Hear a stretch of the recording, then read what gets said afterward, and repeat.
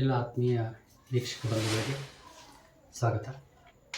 ಈ ದಿನ ನಾವು ಕಟ್ಟಿಗೆಯಿಂದ ಬಿದ್ದ ಆಮೆಯ ಕಥೆಯನ್ನು ನೋಡೋಣ.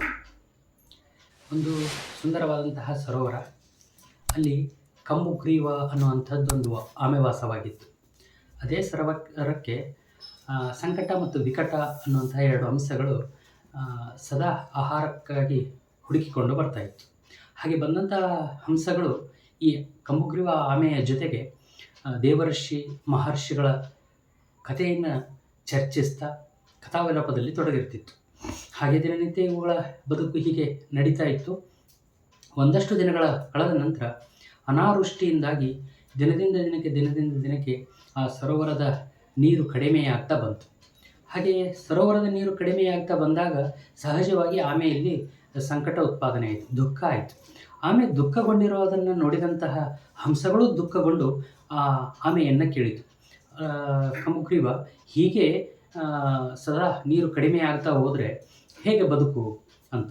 ಆವಾಗ ಈ ಆಮೆ ಹೇಳಿತು, ಹೌದು, ಈಗಾಗಲೇ ಕೇವಲ ಕೆಸರು ಮಾತ್ರ ಈ ಸರೋವರದಲ್ಲಿ ಉಳಿದಿದೆ. ನನ್ನ ಬದುಕು ಈ ನೀರಿನ ಆಧಾರವಾಗಿ ನಿಂತಿದೆ. ನೀರು ಇಲ್ಲದೆ ಹೋದರೆ ನಾನು ಒಂದಿನ ಸತ್ತು ಹೋಗಿಬಿಡ್ತೇನೆ.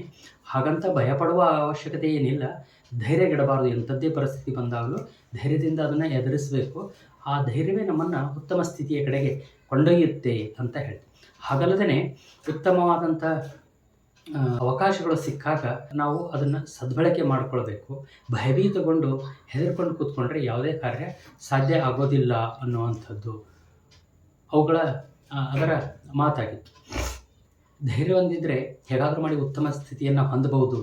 ಹೇಗೆ ಸಮುದ್ರದಲ್ಲಿ ಹಡಗು ಮುಳುಗಿ ಹೋದರೆ ನಾವಿಕ ಕಷ್ಟಪಟ್ಟು ಈಸಿ ಬದುಕುವ ಪ್ರಯತ್ನವನ್ನು ಮಾಡ್ತಾನೋ, ಹಾಗೆ ಬಂದ ಸಂಕಷ್ಟವನ್ನು ನಿವಾರಣೆ ಮಾಡೋದಕ್ಕಾಗಿ ನಾವು ಏನಾದರೂ ಒಂದು ಯೋಜನೆಯನ್ನು ಹಾಕಬೇಕು ಅಂತ ಹೇಳಿದಂತಹ ಕಂಬುಗ್ರೀವ ಆ ಸಂಕಟ ಮತ್ತು ವಿಕಟ ಹಂಸಗಳಿಗೆ ಮತ್ತೊಂದು ಸಲಹೆಯನ್ನು ಕೊಡ್ತು. ನೀವು ಏನಾದರೂ ಮಾಡಿ ಒಂದು ಉದ್ದನೆಯ ಹಗ್ಗ ಅಥವಾ ಒಂದು ಕಟ್ಟಿಗೆಯನ್ನು ತೆಗೆದುಕೊಂಡು ಬನ್ನಿರಿ, ಮತ್ತು ಇದರ ಆಸುಪಾಸು ಇರುವಂಥ ಇನ್ನೊಂದು ಉತ್ತಮವಾದಂತಹ ಸರೋವರವನ್ನು ಹುಡುಕ್ರಿ.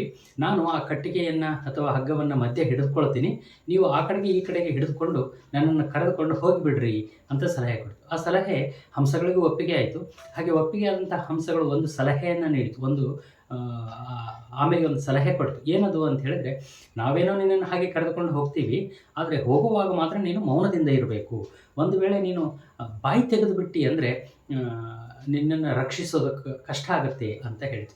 ಆಯಿತು ಅಂತ ಒಪ್ಪಿಕೊಂಡಂಥ ಆಮೆ ಅದರ ಒಂದು ಕಟ್ಟಿಗೆಯ ಮಧ್ಯಭಾಗವನ್ನು ಹಿಡಿದುಕೊಂಡು ಎರಡು ಹಂಸಗಳು ಆ ತುದಿ ಈ ತುದಿಯನ್ನು ಹಿಡಿದುಕೊಂಡು ಬೇರೆ ಸರೋವರಕ್ಕೆ ಕೊಂಡೊಯ್ಯೋದಕ್ಕೆ ಪ್ರಾರಂಭ ಮಾಡಿತು. ಹಾಗೆ ಒಯ್ತಾ ಇರಬೇಕಾದಾಗ ಒಂದು ಹಳ್ಳಿಯ ಮೇಲೆ ಹೀಗೆ ಹೋಗ್ತಾ ಇರಬೇಕಾದಾಗ ಹಳ್ಳಿಯ ಜನ ಕುತೂಹಲಕ್ಕಾಗಿ ಈ ಮೇಲೆ ನೋಡಿದಂಥವರು ಆಶ್ಚರ್ಯದಿಂದ ಕೇಳಿದರು, ಅಯ್ಯೋ, ಇದೇನಿದು ಏನೋ ಒಂದು ಚಕ್ರಾಕಾರದ ವಸ್ತುವನ್ನು ಈ ಹಂಸಗಳು ತೆಗೆದುಕೊಂಡು ಹೋಗ್ತಾ ಇದ್ದಾವಲ್ಲ ಅಂತ. ಹಾಗೆ ಕುತೂಹಲಗೊಂಡಂತಹ ಜನರು ಸ್ವಲ್ಪ ಹೆಚ್ಚು ಗಲಾಟೆ ಮಾಡೋದಕ್ಕೆ ಪ್ರಾರಂಭ ಮಾಡಿದರು. ಕುತೂಹಲದಿಂದ ಅದರ ಕಡೆಗೆ ನೋಡೋದು, ಚೀರೋದು, ಕಿರ್ಚೋದು ಮಾಡೋದಕ್ಕೆ ಪ್ರಾರಂಭ ಮಾಡಿದರು. ಇದನ್ನು ನೋಡಿ ಆಶ್ಚರ್ಯಗೊಂಡು ಮತ್ತು ಸ್ವಲ್ಪ ಕೋಪಗೊಂಡಂತಹ ಆಮೆ, ಅಯ್ಯೋ, ನಾನು ಚಕ್ರಾಕಾರದ ವಸ್ತು ಅಲ್ಲ ಆಮೆ ಅಂತ ಹೇಳೋದಕ್ಕೆ ಅಂತ ಬಾಯಿ ತೆಗಿತು. ಅಷ್ಟರಲ್ಲಿ ಅದು ಮೇಲಿಂದ ಕೆಳಗಡೆಗೆ ಬಿತ್ತು. ಅದು ಹಾಗೆ ಬೀಳೋದೇ ಥರ ಅಲ್ಲಿಯ ಜನರೆಲ್ಲರೂ ಸೇರಿ ಅದನ್ನು ಕೊಂದುಬಿಟ್ರು.